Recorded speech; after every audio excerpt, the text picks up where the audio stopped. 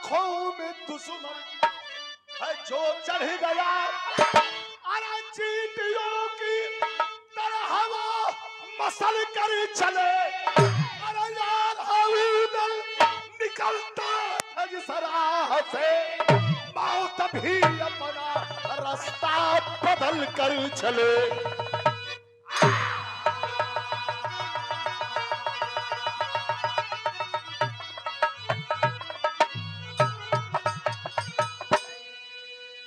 हेल डुल मत करा लोग, 10 मिनट बैठ के सुना लो।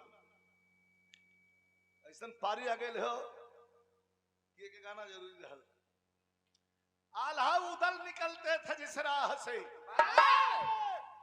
मौत भी अपना रास्ता बदल के चले।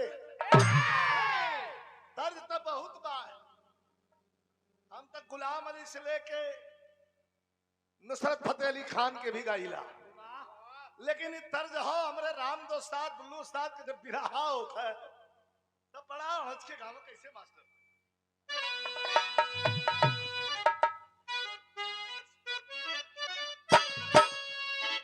कि पंजाब के बोतल में, पंजाब के बोतल में अरे कश्मीर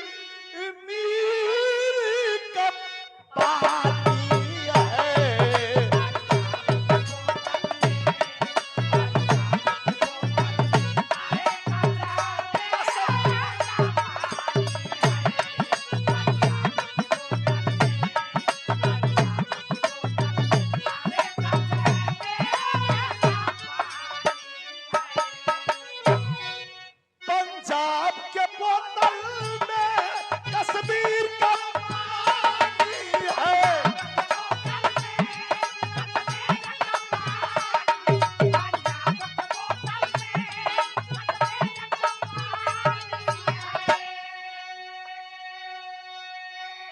चंदौली ग्राम सभा मजदहा पूज्य कवि जी आदरणीय दया कवि जी के द्वारा यह 251 रुपए का पुरस्कार तनी आनंद लिया, चरणों में प्रणाम हो।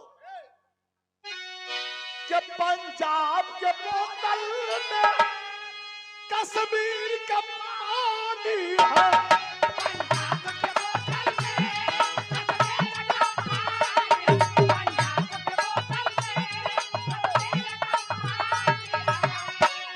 कश्मीर का पानी है, लखनऊ की नजाकत है। कितना अंतर है, लठ मार कह देबा लखनऊ की नजाकत है, की डंडा गिरत हो, नजाकत कैसन होले, लखनऊ की नजाकत है, नजाकत है, अरे बॉम्बे की जवानी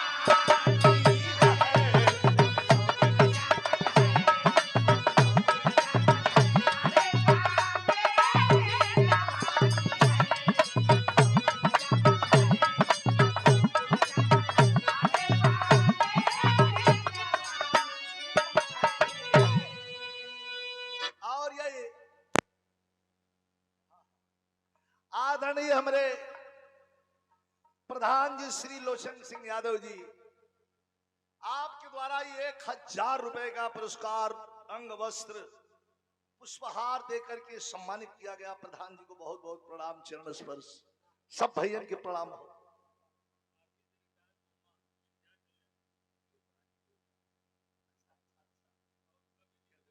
आदरणीय चंदौली की धरती से ग्राम सभा तिरगावा जो हमारा गुरुद्वारा भी रहा है, श्री विंध्याचल यादव, आपके द्वारा ये 500 रुपए का पुरस्कार जो माता जी स्वर्गीय शारदा देवी आपकी बहन रही, क्या बात है, 500 रुपए का पुरस्कार, बहुत बहुत प्रणाम आपको। माता जी की आत्मा को मालिक स्वर्ग में स्थान दें।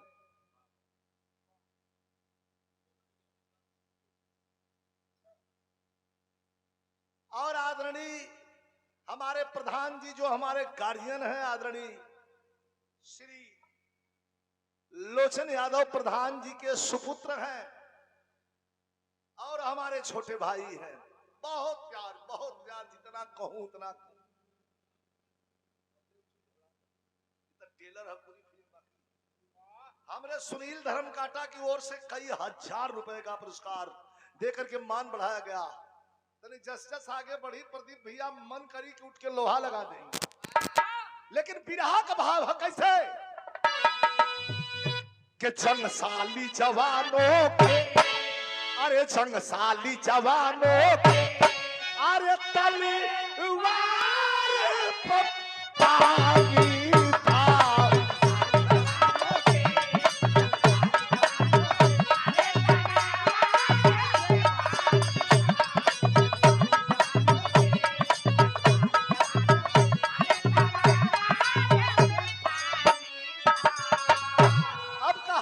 शुरुआत हो गई। पूरे दिल्ली से लेकर के उत्तराखंड बुंदेलखंड ये दो भाई मिलके पूरा लड़ाई जीत गए। और अब तो दिल्ली का सिंहासन कांपने लगा। अब ये जैसे कहानी का शुरुआत हो गई कैसे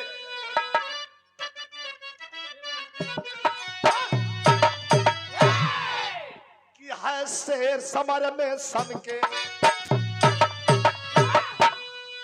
अरे है शेर समर में सन के, जब खन का खूनी खंजर, है शेर समर में सन के, जब खन का खूनी खंजर, गड़ जाए नजर में जो भी आ जाए मौत के मंजर। लेकिन दरबार लगल मोहबे में। अब कहानी का शुरुआत हुई, आनंद लिया, फिल्म चली। दरबार लगल मोहबे में बैठे आल्हा मतवाला, दरबार लगल मोहबे में बैठे आल्हा मतवाला, उदल मलखान बिराजे बैठन में सैयद ताला। एक तरफ आल्हा, एक तरफ उदल, एक तरफ मलखान, एक तरफ परमाल, एक तरफ ताला सैयद, एक तरफ बेभा तिवारी, सब बैठल हो और सामने 2000 लोग बैठल हो। तौले बातों की चली परिचर्चा, बात का चर्चा चल रही। कौने बात का चर्चा चलत हो? बातों की चली परिचर्चा, आल्हा चिंतित हो बोले, बातों की चली परिचर्चा, आल्हा चिंतित हो बोले, एक बात खटकती दिल में हर रात हृदय का खोले। लड़ाई अमान कुल जीत दिली, ये में कोनो शक ना हो, दुख कौने बात का दुख हो? छिड़ गई बहस फूलवा पर, फूलवा के रहन वीर उदल आल्हा के छोट भाई उदल के मेहरारू प्रेम विवाह करके लेके आल रहलन। कुलहीन बन के औरत बन के गल रहलन के जाल में फांसे बदे। एकर बिरहा हमारे गुरुजी अलगे गाँव रामदेव साथ। उदल बने बहुरिया चढ़ल अंग पे पानी, जवानी जिंदाबाद हो गई।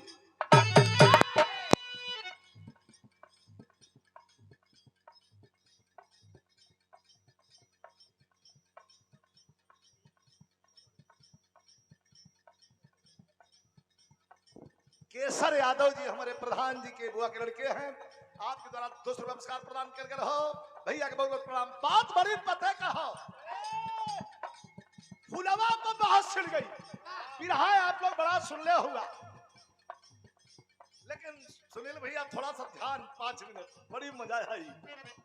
बहस से देखा चौकी के बाद, चौका के बाद चौकी पे बैठा। ए भैया ए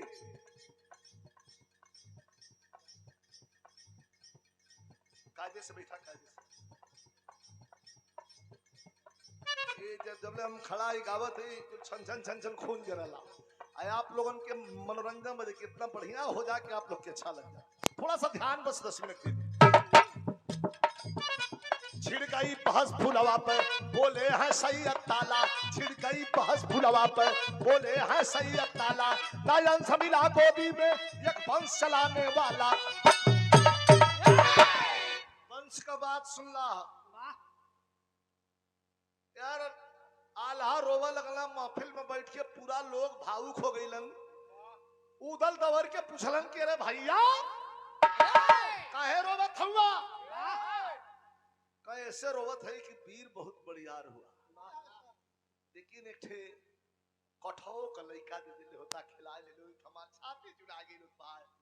अरे तोरे मुंह पे क्यों ना कहिए मर्दवा कौना करूले कितना दिन भर उधर कलन 14 बरस कल अड़वा अड़वा तो बोली बोलल ना आदमी तलवार लेके उदल निकाल के तलवार और कांपा लगलन तलवार निकाल के कांपा लगलन तलवार निकाल के थाला सैयद से कलन खबरदार उदल काला कलन समझदारी से काम ला हम इनके संगे है। तब ताला सैयद का कह कि है कोई कमी फुलवा में दिखाई अब जहर वो बात है कोई कमी फुलवा में या उदल की नामर्दी है कोई कमी फुलवा में या उदल की नामर्दी उदल फुलवा के साथ है हम सबकी है हमदर्दी।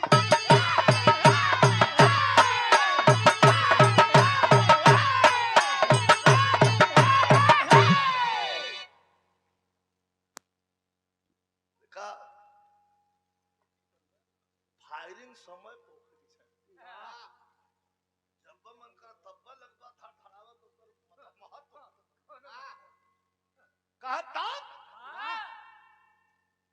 कि यहाँ तक कौनो कमी फुलवा में होई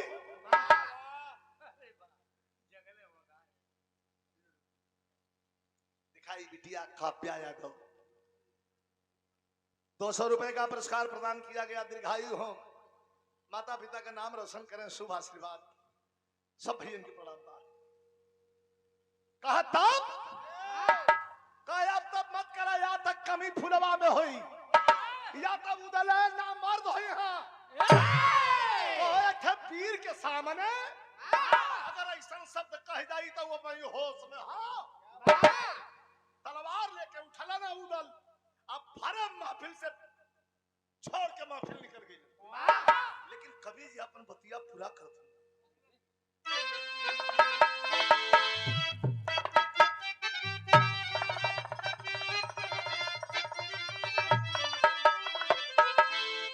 देखा लाइन कितनी पते कहो गोली बंदूक भाला कड़ास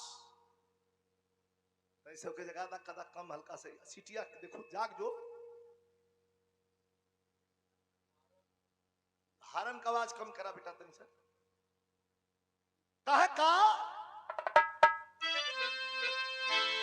कहा कि खंजरिया तेगा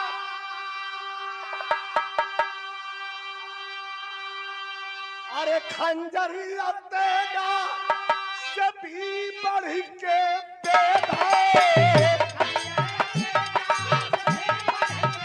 थोड़ा सुखा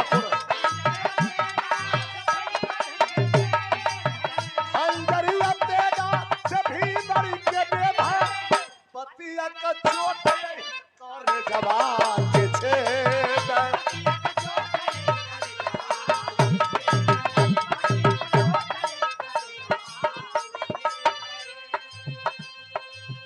खुद के उदल नहीं सकल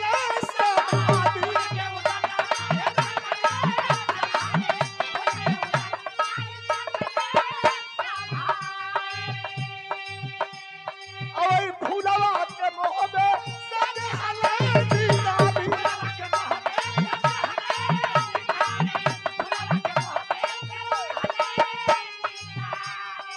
अरे मेहनत बतिया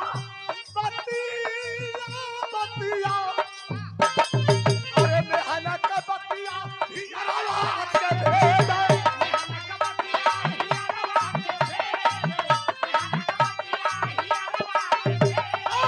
मेहनत बतिया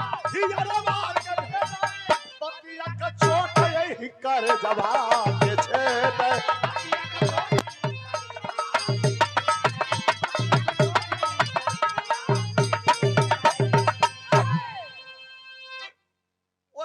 उदल उठलन चले अलन।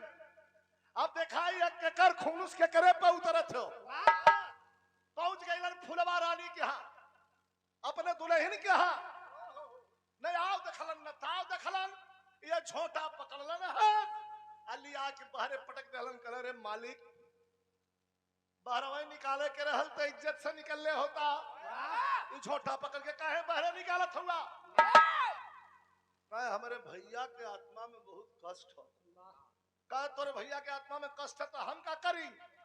कहे एक पुत्र धन का प्राप्ति बदे भैया हमार रोवत हुआ। 14 साल हो गए। 14 साल में एक थे बेटवा हमारे भैया के खिलावे के नहीं दिलू फुलवा जान गई। ओ इनके केहू चाबी लगा दल। तो आगे का चाहत हुआ? का द्वार निकाला हो था महोबा छोड़ के निकल जा। फुलवा बेचारी वही खड़ी खड़ी रोवे लगल।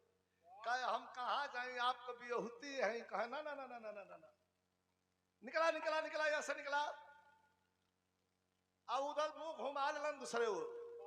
सोच में पड़ गई फुलवा की कहाँ जाई। तर्ज बड़ी बेजोड़ लगल। रामदेव उस्ताद बड़ा हिला के तर्ज के गावा।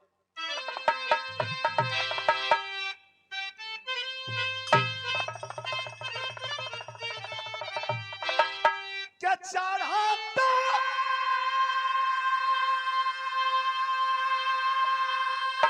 अरे चढ़ाता फागुना जी और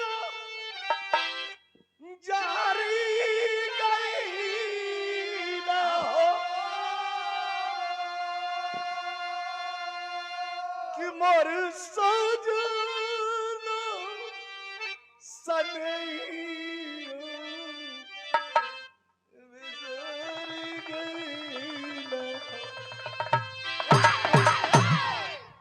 छोड़ के उधर लवट गेलन। कहला भग जा महोबा छोड़ के। जब तू हम वंश ना दे सकलू तो यहाँ तुहार रहे का अधिकार ना। फुलवा चलल कैसे? के लजीला अरे लजीला के मारे ना नहीं हाराई हो कि भटकत फूला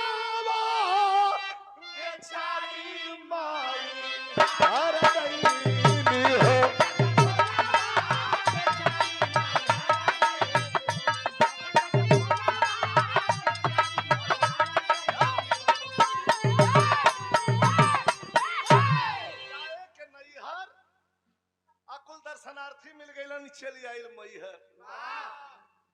बड़ी वो जमाने में सुंदर रहल।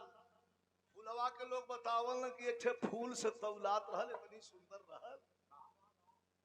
ऊपर वाली सीढ़ी पर पहुंचल, बेहोश हो गई।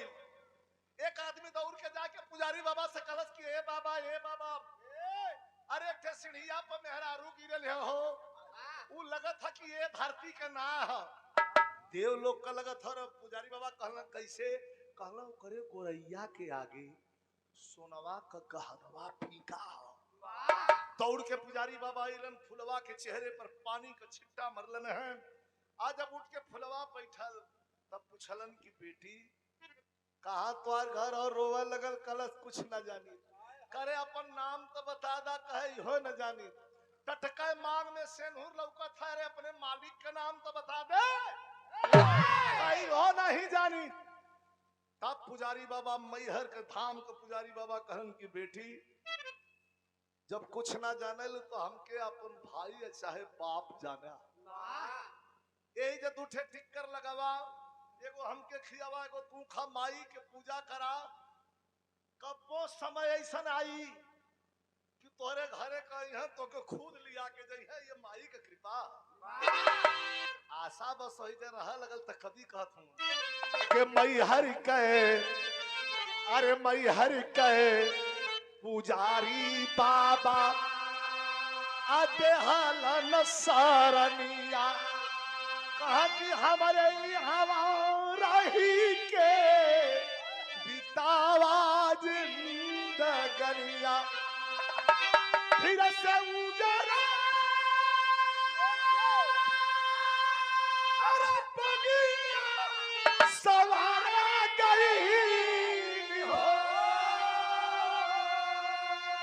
कि भटकत उनावा बेचारी मैहर लियो। वही धाम पर फुलवा रहे लगल।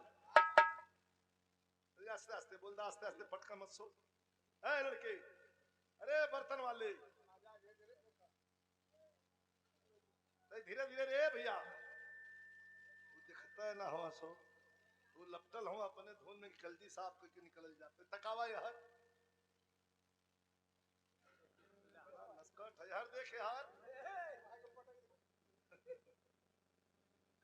धीरे धीरे धीरे धीरे तेरी सुना ले तो भैया 10 मिनट आओ आराम कला 10 मिनट कहा तब वो अपने विराह में मगन हो बेचारा। अपन अपन काम सबके करे के चाहिए, गलती थोड़ो करत फुलवा वही दे रहा लगल। एक दिन बीतल, 2 दिन बीतल, 3 दिन बीतल, 4 दिन बीतल, 20 दिन जब बीतल तो देखा ये लोग कहला कि भगवान के घर में देर हो बाकी अंधेर ना हो। फिर उस्ताद वाली ठंड लग गई, यहाँ बिरहा खुलत है।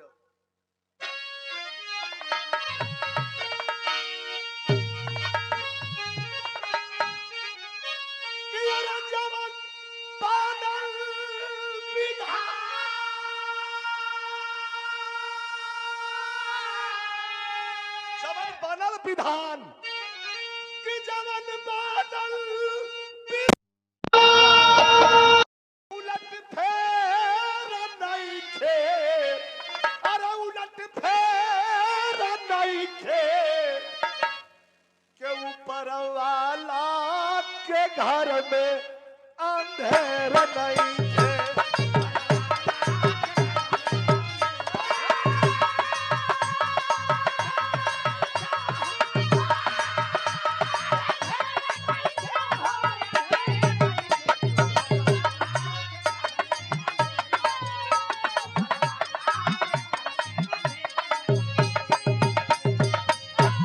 20 दिन बीतल तब पता चला था कि जवन बाह फुलवा, पता केहू के ना रहल, अब यहाँ खुला था कि जवन बाह फुलवा के उदल दूर कैले वही महारानी के गर्भ रही गईले।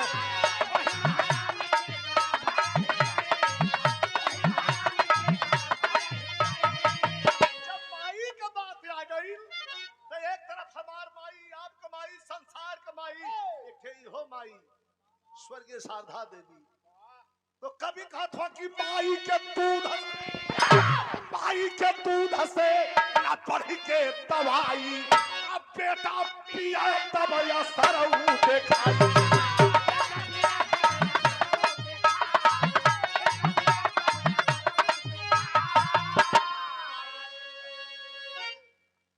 ₹500 का पुरस्कार हमारे छोटे भाई और संघर्षों के साथी हमारे मुन्ना यादव भैया, भैया के शुभ आशीर्वाद, धन्यवाद, सब जन के प्रणाम।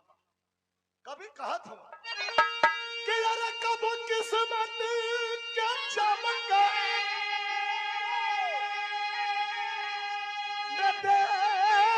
नहीं थे,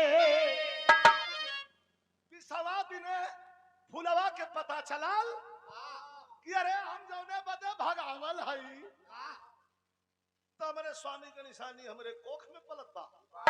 एक बार मन बनौलस कि चल चली का, लेकिन ए भैया इतना अपमानित कर गई लहल बेचारी, कह ना जा, रोवे लगल। माई शारदा के मूर्ति के सामने बैठ के रोवे लगल, कहला कतई न जा, यही जब इताल जीवन न जा। 1 महीना, 2 महीना, 3 महीना, 4 महीना, 9वां महीना जब पार कैलस तब फुलवा के पता केहू के नाम मोहबा वाला सोचत हमन कि कहीं मर मिला गई, लेकिन रही मैहर के धाम पर 9वां महीना बीतत बीतत फुलवा एक पुत्र के जन्म दहलस। वो पुत्र नहीं हो पंचो बारूद पैदा कैलस। तर्ज बदल गई।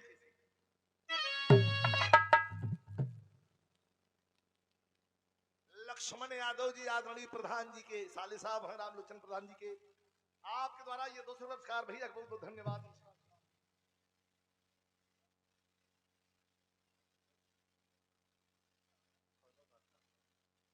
हमारे अजीत लाल यादव जी, हमारे रामलोचन प्रधान जी के भाई, हमारे भी भैया हूँ, बहुत बहुत धन्यवाद। जैसे बढ़ी वैसे वैसे आगे बढ़ी, अट्रैक्शन बढ़त जाई, तर्ज बड़ी में जोड़ लगल कहीं कवन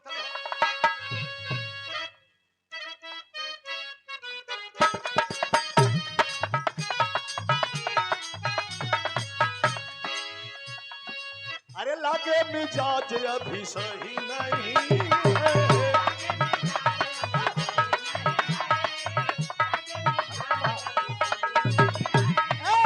महलू मठाई तो कहीं नहीं है।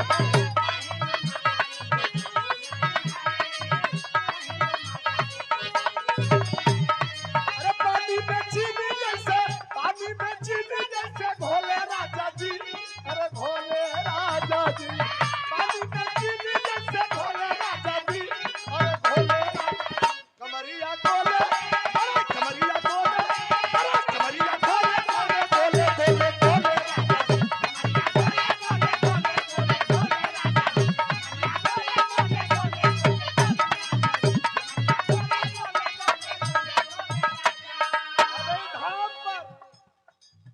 मोहब्बत वाला के पता ना फुलवा का बेटा जब भइले हो धनिया पा शहर वाला।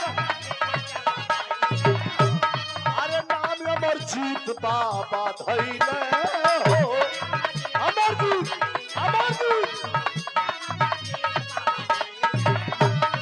अरे जोश का पारा चाहिए बोले लागल बा। अरे बोले लागल बा जोश का पारा चाहिए बोले लागल बा। अरे बोले लागल बा जवनिया मारा जवनिया मारा जवनिया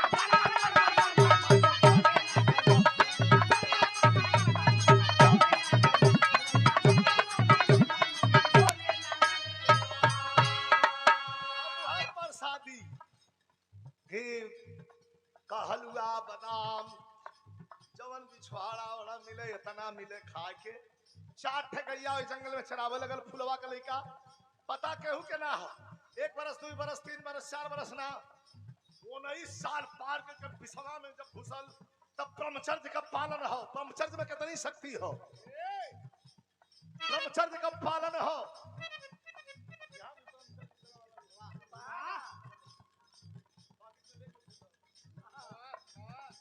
ब्रह्मचर्य का पालन कैलस।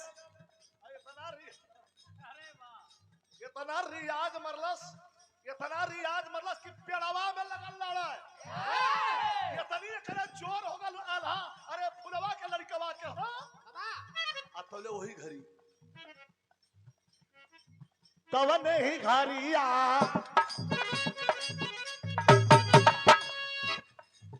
तब नहीं घरिया मैहर के नगरिया।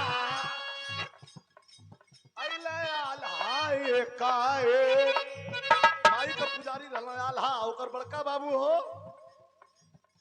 ओई अखाड़ा पर फुलवा का लड़का दिखाई बड़ा संजोग हो। अपन रियाज मार रहल हो।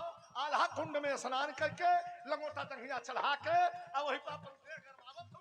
असले फुलवा के लड़का पर नजर पड़ गई तो उनके का पता कि हमारे खानदान का लड़का। देख के इनके जलन होवे लगे ईर्ष्या। सरवा पता हुआ दिखाई चिन्हत ना है कि हम आल्हा है। दिखाई सरवा याद मारत हो। एक हाथ से पखुड़ा उखाड़ी था। दिखाइए ये के कहल जाला भैया भैया ध्यान दाए। असली मजेदार चीज यहाँ आई है पगड़ी वाले भाई। अरे उठ तो सुतई के तब नहीं घरिया मैहर के नगरिया। अइले आल्हाए काहे अखड़े पे भेटी अमरजीत से भइल बा। अखड़े पे भेटी अमरजीत से भइल बा। करे धक्का धक ओकर देहिया देख के आल्हा ठहर गई। कितना ही लड़का का सुंदर दिया दिखा जवन बढ़िया हो के बढ़िया कहे के पड़ी। चाहे आरे कहा चाहे कोई के कहा चाहे गाय के कहा बढ़िया कही के पड़ी। हमसे कंपटीशन एक चीज का अगर गोइया ले लें तो गोइया हो जाए। कौन चीज का कंपटीशन लाल भरत? गायकी का कंपटीशन, कला का कंपटीशन। हम कैसे प्रस्तुत करके कैसे मार काट के निकल जाइला वो कंपटीशन। यहाँ तो तैयारी बा कि 15 हो 10 से बैठल हो तो का जाने 500 दे दे तो का तुरंत छोड़ दे। अरे वाह यहाँ ही काम ना ना तू बता गुरतारी सुनते वाली कितना ना देखा मार के चोख हो रही बहुत नहीं कैसे आला कलर रे लड़का है लड़का फुलवा के लड़का बाबू के खड़ा भल करे ना धड़कत है अंदर से दिल कहता कि कितना सुंदर कर दे यार मुंह से आला कथवा लड़बे का काला सुनत ना है कह लड़बे अरे बड़ा रियाज मारा थवे ना जोर होता धोखा था ऐसा आके लड़बे वाह का क्यों के संग लियाल हुआ कि अकेला हुआ तो नहीं अकेला तब मत लड़ा कह है का तान के पटक देवे उठे उठा के ले जाए वाला चाहिए ये अच्छा कौन बात ना लड़का चिन्हत ना कि हम के खड़ा हो गए हाथ मिला हुआ भाई नऊ जानत था कि हमार बड़का बाबू हुआ नऊ जानत हो कि हमरे उदल के लड़का हाथ मिला हुआ भाई चोरिया भाई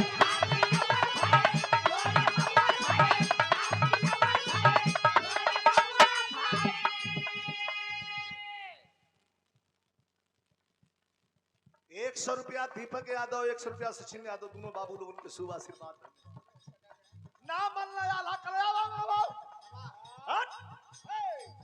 हाथ भी ना हुआ भाई चोरिया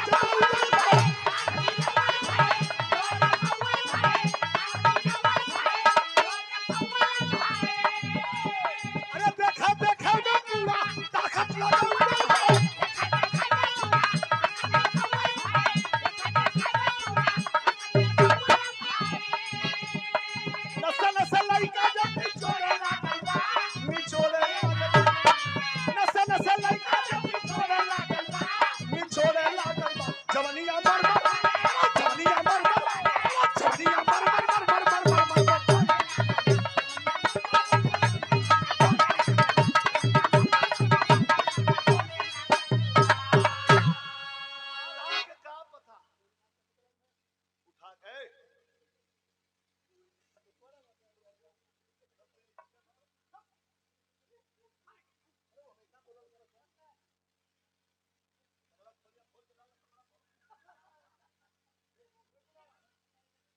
पहलवा कलिया मतवा हटा दोगे तो हम सुनला लोग एकदम जमत कनकाव को घेरायल बा तेरा को पीछे बैठा ये जाई कौन पोर से आया आदि साहब को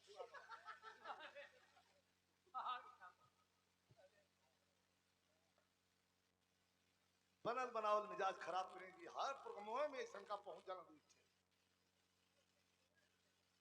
हमारिया मेरी बैठबो करा लोग मेरी ना कितना चिल्लात रहा लोग अपन घूमत रहे वो सोचना कि हो कुल हमारी क्वालिटी को हम कहा जाएंगे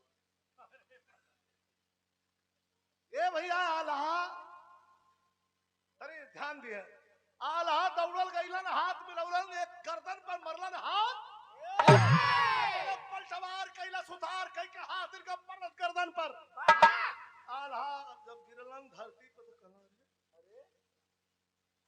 तो कहाँ घर है कह बस एक घुसा में अब ना लड़बा एकदम काटा हो गया कलम तो कहीं यहाँ सब मुआ के भेजब कल के मुआई तो भगवान जन है आवा अब फिर गए तो बढ़ जा मास्टर तरीसा आया है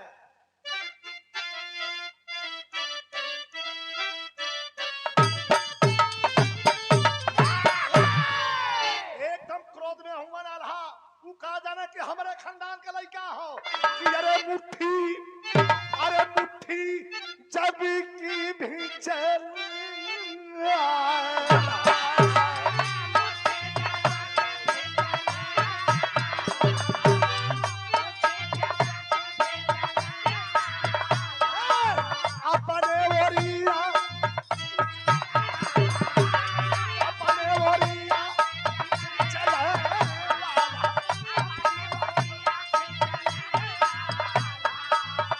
पहले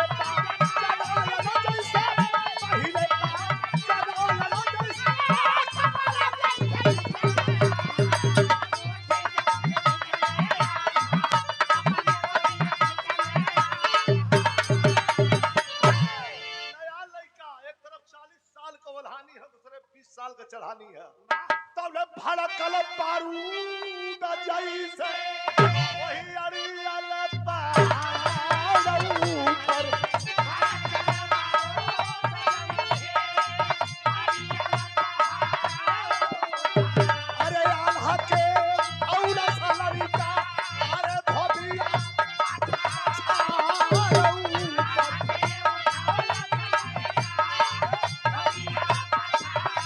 अरे शंका से घिरल जा अरे शंका अरे देहिया कहीं सो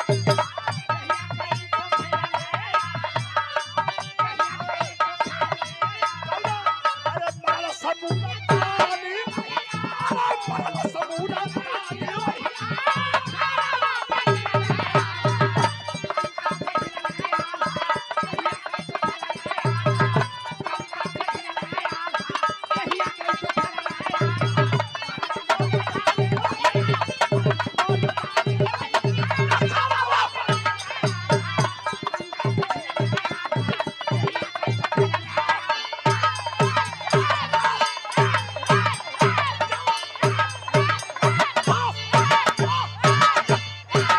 सही हो बेटा।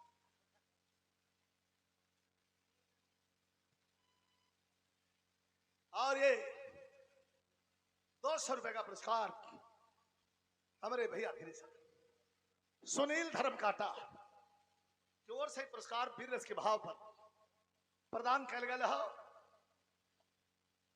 भैया के हमार प्रणाम बा।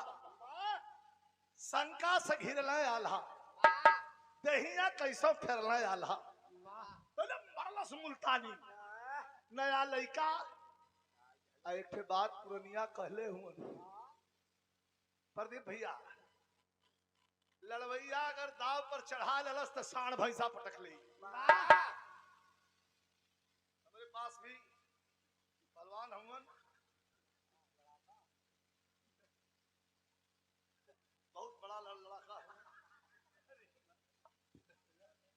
हाँ ए भैया आल्हा के उठा के गाज डालस पटकाया लहुआन उठ के बैठ के पहले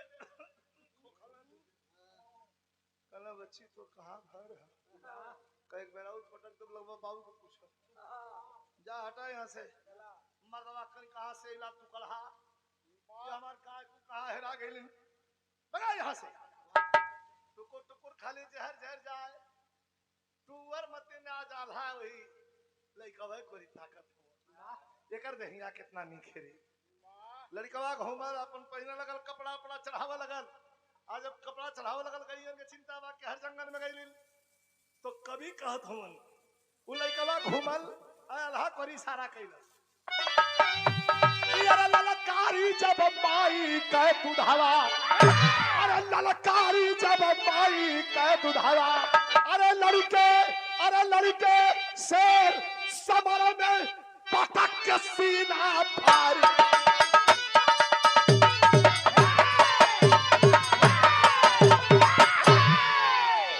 टुकुर टुकुर खालियो करे मुंह में कोई ताकत आउ तनको भावे न दे फुलवा के लइकवा के का पता की के हो लेकिन आधा का हालत का हमार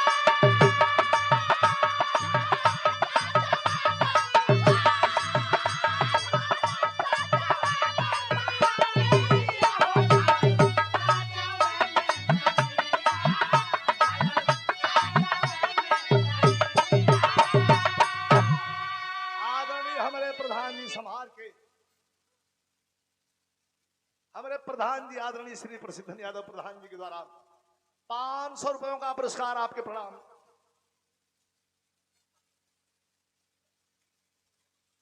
प्रधान पद के प्रत्याशी आदरणीय हमारे पहलवान भैया श्री विजय यादव पहलवान भैया द्वारा ये फुलवारी खुद से 201 रुपया पुरस्कार प्रदान कैलन है। मालिक मनोकामना पूर्ण करे भैया गोल गोल प्रणाम बा। दवर के कपड़वा पहिरत रहल, दवर के जाके आल्हा धैलन कर बहिया पूछत रे लइका के कर लाल हौवा अरे कहां बा वतनवा कवन मतारी तो हर कैली पलना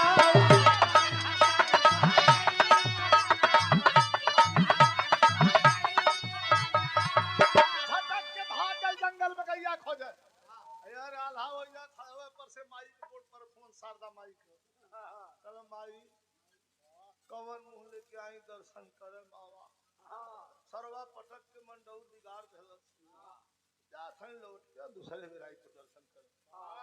आज के महोबा में मुंह फुला के बैठल हूं उदल अइलन कहलन भैया दर्शन करे गल्ला कैसन मुहवा तो फूलले मतिन चेहरे पर कबो हारल ना हो। जे कभी हारल ना हो एकाएक अगर शिकस्त मिल जाई बेइज्जती ऊपर हो जाई तो चेहरा तो उड़ी जाई। चेहरा का रंग अल्लाह करना ही ऐसा कोनो बात ना खाना नहीं भूलवा मत बात तो पूछो कल कल अली मैहर ओए खड़वा पे लइका भेटा लल रे उदल का तू दर्शन कैला कि नहीं दर्शन करा गलला कि लइका देखा गलला नहीं बतिया पूरा सुना। अरे फिल्म खींचे तो पिछवा से रे लगा कि जैसे जम 22-25 साल में पहाड़ देखने आ रहा एकदम तोरिया मती नक्शक सरवा को हो लगे का चला चला कुल मत बतियावा साहब बतावा बात का हो कस का साहब पूछत हुआ हम दूर देर पटक जलस कला अरे बाप रे माथा तो खराब हो। एक वीर पुरुष का कोई वीर पीरता का अगर गुणगान करे समझ लो उसमें है तब वह बारूदों से आसमान भरे। फर्क गया है पखऊदल मोहबे की धरती खाटी है एक पैदा वीर हुए बारूद यहाँ की माटी है। इज्जत जाके हमारे लुटा गई पवन सरवा रहल सुना हमके पटकलस हम जनली औ पटकलस में जाना था जंगल में केहू रहल ना हल्ला मत कर जाए भुला कह भुला जाई। अरे मर्दवा हम अपन जान दे दे तू हमार भाई हुआ महोबा का इज्जत कोई महोबा वालन का नाम सुन के बहुत लोगन का लगला पोती ढीला होके लगेले आ तू रह पटका कैला कमर रहल कमर ऐसा पाखिर पेटवा पिया गई का ना भेटाई रे ना भेटाई का भेट ले भो कैसे भेटबे का कि मैं हर के धाम पर कुश्ती होगी। ताला सैयद के यहाँ हां सरकार कालक पसैया कैया हां 8 दिन बाद का तैयारी करा दुदुया पिटवा दा उत्तराखंड से लेके बुंदेलखंड तक खाली हम लड़ब दूसरा कोई लंगोटा जगह चढ़ के खाले पर न चढ़ी। अब पूरा फुल चैलेंज लेकर निकली बिल में से सरवा कम हो मैहर के धाम पर कुश्ती होगी ना लगा वक्त ऐलान हुआ पखऊदल की कुश्ती होगी मैहर में फरमान हुआ। एक पीर सजे मोहबे से देखन रणधीर चले लंगोटा बांध के फेंटा सभी मोहबिया पीर चले।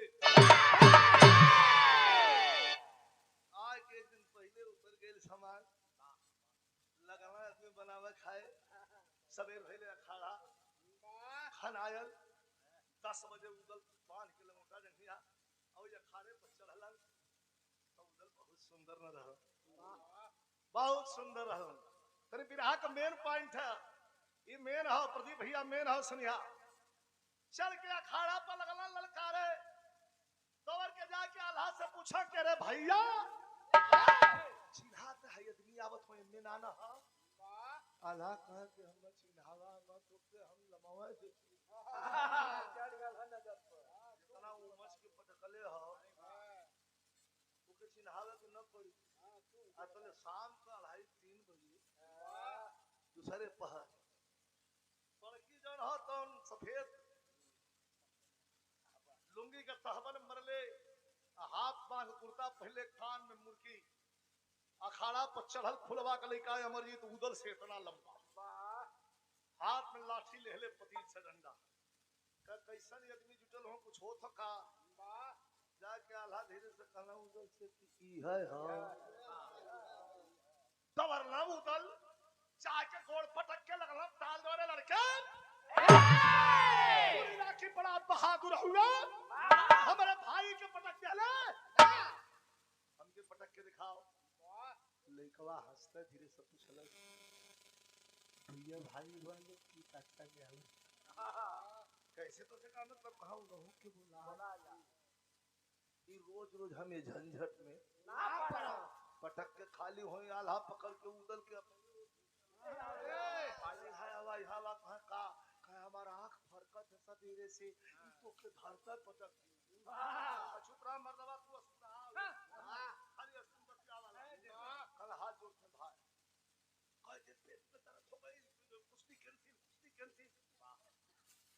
अल उदल कहना मर जब चाहे मुआज मिल गए हाथ 10 बजे कल कुश्ती हुई कह बना चुना लिया 10 बजे पहुंचल धाम पर ऊपर जाके फुलवा माई के सामने बड़ा दिन के बाद खड़ा भयल कलश की माई का हो भैया ए माई इथे घमंडी अल्लाह लाती पहलवा के पटकले रही वो अपने भाई निकाल पटकवावे माई पर यही मई हर माई से आशीर्वाद दिवा दे तो वो सारे के खमचती फुलवा के कहा पता है गई लेके लड़का को मैहर माई के आगे बैठा दिल अब बैठा के हाथ जोड़ कहते कि हे भगवती इस महोबा के इज्जत का सवाल हो भगवती। अब माई भगवती भी कंफ्यूज है ये ऊपरा लड़कवा हो महोबा हो और जो नीचवा करजत हो महोबा है लेकिन मांगत बा कि इतना दिन से तुम्हार सेवा करत है कुछ मंगली नहीं दीदी हमार लड़का आज हमसे मंगलस विरहा के अंतिम क्लाइमेक्स तनी गौर के लिए यही तरह अचरा फैला के का मांगत बा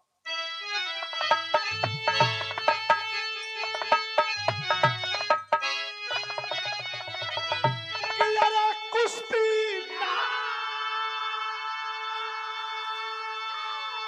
अरे कुश्ती ना इज्जत हो खानदानी पानी तू बिना और रखा लाज है मैहर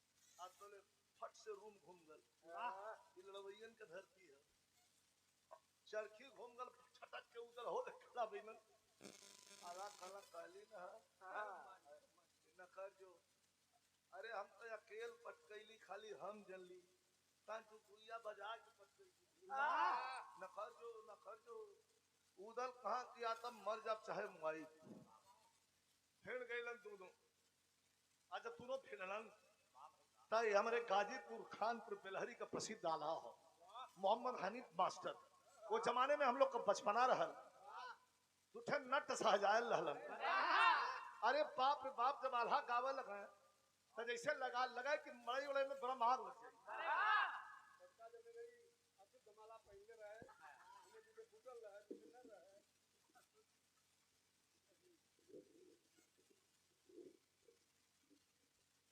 वो मैं तू कहा रहा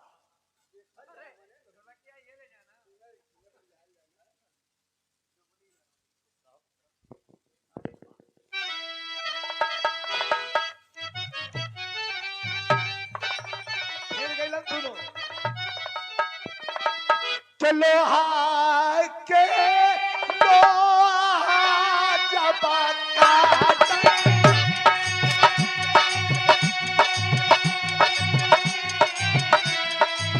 चीख का निकला तब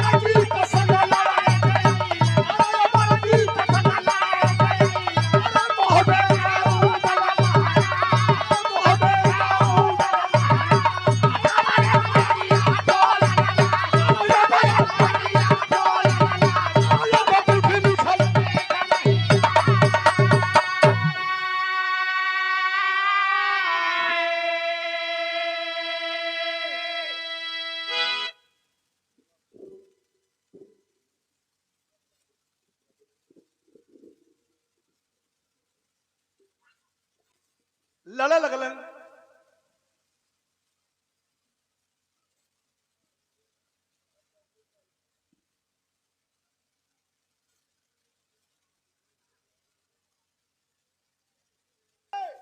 तोर लड़कवा कहा है?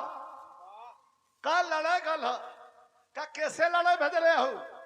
तो हंस के फुलवा करत आज तक ब्रह्मा से लड़ी तो लहू के पटक के आई। का वो कैसे? कहा कि ब्रह्मा के बहन से आशीर्वाद दियो ले यार। का ब्रह्मा से तो नहीं लड़ा, लेकिन कलयुग के हनुमान से लड़ गल बा। छाती धड़क गई फुलवा कर। का बतियावत हुआ के कलयुग का हनुमान हो? मने मने गुना लगल कि अरे बाप रे बाप, ये तो हमारे स्वामी के उदल के लोग कलयुग का हनुमान कहलन। खड़ी हो गई फुलवा, पूछे लगल बतावा कैसे लड़ल हो? का अमरजीत संग लड़े जे मोहबे का उदल महाराज। हाय हाय हाय हाय हाय, ये हाथ के जौन थरिया रहे भाई धरती पर गिर गई पूजा वाली। रोवे लगल फुलवा, वीर रस के बिरहा में करुण रस का पॉइंट हो। रोवे लगल फुलवा, जाके माई मैहर वाली के चरण में गिरल और रोवे लगल, कहलस कि माई बेइज्जत कह के महोबा से निकाल देल गईली, तो से कोनो शिकवा शिकायत नहीं कैली। 20 वर्ष से जंगल में तोहार पूजा कैली, अपन बेटा लेके अपन जिंदगी बिता लेली, तो से कोई शिकायत नहीं कैली। लेकिन आज चौने दोराहा पर हमके खड़ा करोले हो, बस तो ही बता दा के कहीं की हराए दिया या के कहीं की जिताए दिया। एक तरफ हमारे मांग का सिंदूर हो और दूसरे तरफ हमार कोक। पुजारी बाबा कलम पागल मत बना, भागा जल्दी जा, जाके छोड़ा दा, नहीं तो गड़बड़ा जाए काम, लड़के मर जाए हम तन को पीछे हटा के तैयार ना हो। तो चलो फुलवा वहां से तो भाव हो।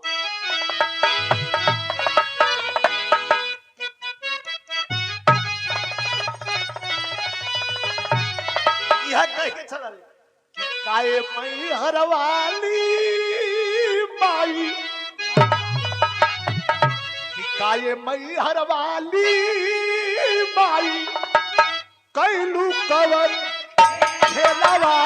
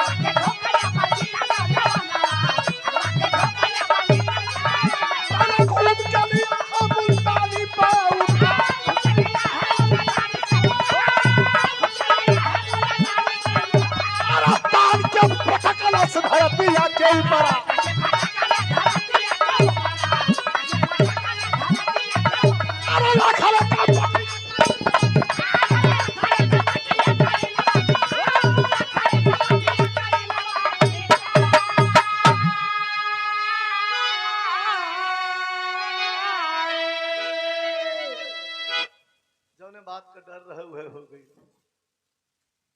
3 घंटा 35 मिनट 3.5 घंटा लड़ने के बाद जौने पर उठौले रहल आल्हा के वही मुल्तानी पुरुदल के उठा लेलस। फुलवा अखाड़े के बेदी पर चढ़ गई। बुंदेलखंडी घूंघट में रहल, जोर से चिल्लाई, खबरदार! रोक ले वही पर। अब दाव पर उठा ले है, रोक ले। चक के पटक के छाती पर बैठ गई। आतले फुलवा ओकर माई चढ़ गई अखाड़े पर। तान के ताड़ ताड़ ताड़ दुई झापड़ छौंक जागल, कहे माई तो हम कुश्ती देखा आलू, देखा सारे के पटकले है। आंख में आंसू हो, फुलवा कहे छोड़ दे। कहना छोड़ा तो कहा ना, परक गल हूँ घड़ी घड़ी आके हर हफ्तों में सारे लड़ जाते हूँ। एक आठ उनके मुआवजा लेवदा तब हमारी जान बची। आई यही के मुआवजा आई ढेर मन बढ़ू लगता। फिर तू झापड़ मरलस फुलवा। कहे छोड़ दे, कहा तब मारत कहे के इनाम देहल जाला जीते वाले के, हम जीतल है। अब तो हम मर ले जाते हो। तब कलाई पकड़ के फुलवा भेद खोलत है। बतौलस का बतौलस?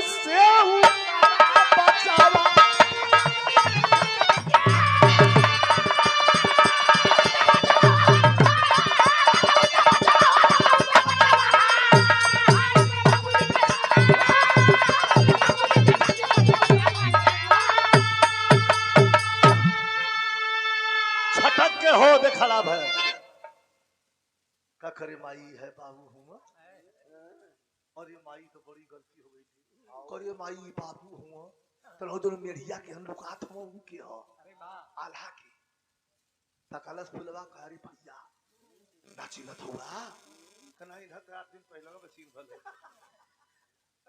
का भैया नाची न थोड़ा बार बार का बाबू हुआ। करे माई बड़ी गलती हो गई। कहे का कदू ना जाने कितना उमच की पटक दिले है कि जो ले जी हां लोग तब ले हमार नाव लेके एकरे बात पे अखाड़ा पर माटी उठेंगे लोग।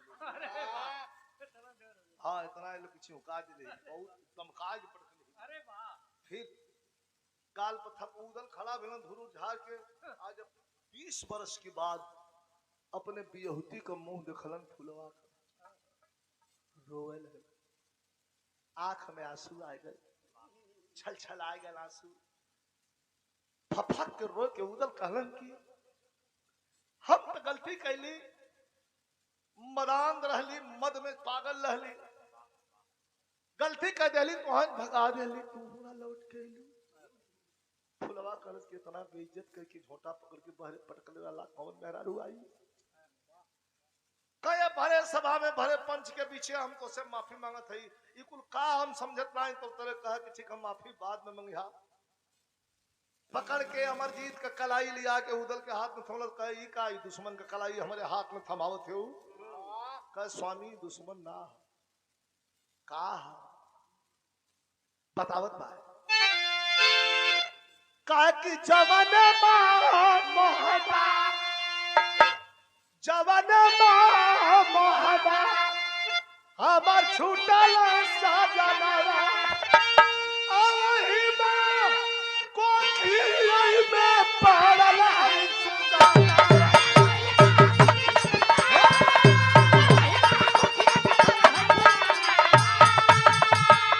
अरे केतना अब केतना संकट झेलली हमारी के पीछावा अपने बाबूजी के छाती पर से उतर बचवा। कितना संकट झेलली हम इनके पीछावा। अरे झर झर झर झर रोवे लगल लोरी उदल कहला रे बाप ये हमार लड़का है। यही वजह हम दुनिया से ताना में हना सुनत रहली। दौड़ के छाती से लगा लेलन, पंच में घूमे लगलन। कहलन पंचो ये हमार बेटा है। अरे पाया भगवान तो कहते रही है कि कोनो खानदानी खून है, नहीं तो उधर से इतना चमके लड़ी। फुलवा हाथ जोड़ के विरहा का अंतिम लाइन है, विशेष आप लोग सुनिए, अंतिम शब्द, लेकिन कितनी सुंदर बात। फुलवा हाथ जोड़ के कहलस कि माफ कर दिया लोगन, तो लोगन का बेटा तो हम के इज्जत उतार देलस, तो हम के बेइज्जत कर, कहां चुप रहा। दुनिया में बड़ी लड़ाई लड़ली, बड़ी लड़ाई जीतली, जितना कुल लड़ाई जीतले का खुशी नहीं हो, उसे ढेर खुशी ये लड़ैया हार गईले। कहा कहू कैसे, का कहला उदल, का कहला, सबके लिए ही लाइन हो, हमारे लिए, आपके लिए, सबके लिए। कैसे कि दुनिया में चाहे, उदल कहा था अपने दुल्हन से कि दुनिया में चाहे हर एक बाप समझदार हो, अब बेटा वो कर निकले वो उससे शानदार हो। दुनिया में हर पिता यह चाहला कि ओकर पुत्र ओसे भी शानदार निकले, उससे आगे जाए। आई कि अब आया कोहिनूर बामान के नगरा, के अपने बाबूजी के छाती पर